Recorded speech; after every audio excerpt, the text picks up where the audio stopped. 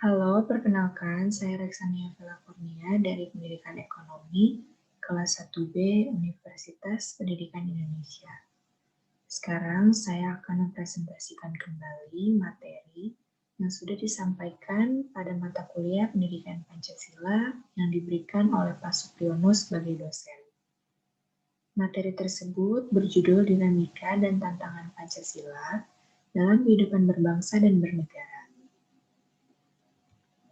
Pengertian dari dinamika itu sendiri menurut KBBI, dinamika dalam pengertian sosialnya adalah gerak masyarakat secara terus-menerus yang menimbulkan perubahan dalam tata hidup masyarakat yang bersangkutan. Sedangkan untuk pengertian tantangan itu sendiri adalah suatu hal yang bertujuan atau bersifat untuk menggugah kemampuan. Pengertian Pancasila. Pancasila dianggap sebagai produk autentik pendiri negara Indonesia atau The Founding Fathers. Pancasila juga dianggap sebagai pandangan hidup bangsa dan dasar filsafat kenegaraan. Nilai-nilai dari Pancasila dikaji dari nilai agama, budaya, dan adat istiadat yang tentunya berasal dan terus berkembang di Indonesia.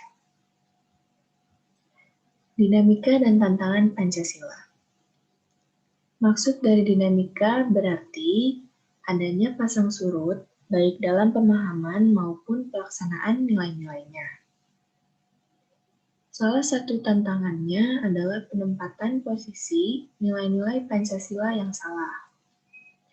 Penempatan posisi nilai-nilai Pancasila yang salah tentu saja dapat mengakibatkan nilai-nilai Pancasila tersebut jadi menyimpang dari yang seharusnya.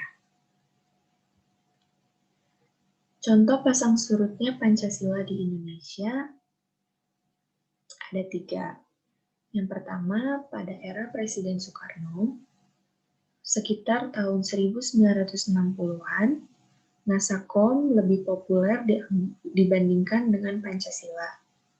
Lalu, pada era Presiden Soekarno, Pancasila dijadikan pembenaran kekuasaan melalui penataran P4. Dan yang ketiga, pada era reformasi, penguasa yang tidak respek kepada Pancasila, seperti Pancasila itu ditinggalkan.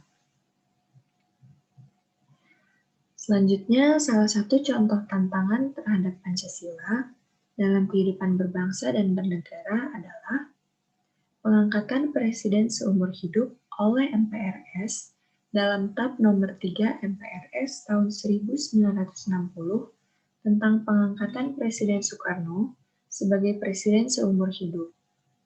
Yang tentu saja hal tersebut menentang UUD atau Undang-Undang Dasar 1945.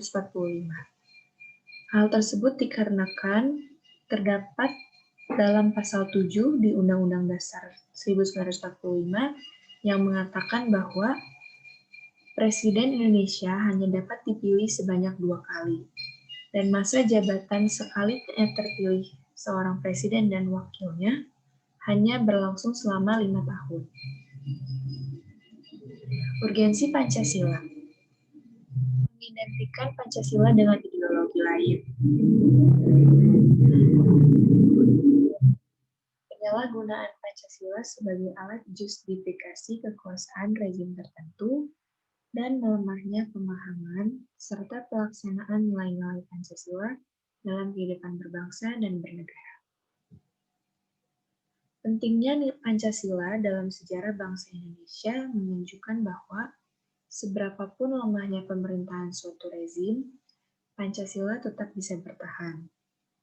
Lalu, apapun upaya yang dilakukan untuk menggantikan Pancasila, Pancasila memang sudah terbukti menjadi pilihan terbaik bagi Indonesia. Mengapa hal tersebut dapat dikatakan menjadi pilihan terbaik bagi Indonesia? Hal tersebut sudah jelas karena nilai-nilai yang diambil dari Pancasila pun berasal dari nilai agama, budaya, dan adat istiadat yang ada dan berkembang di Indonesia seperti yang sudah saya katakan sebelumnya. Sekian penjelasan materi ulang dari saya. Terima kasih. Jika ada yang ingin ditanyakan, bisa aku tuliskan komen di bawah.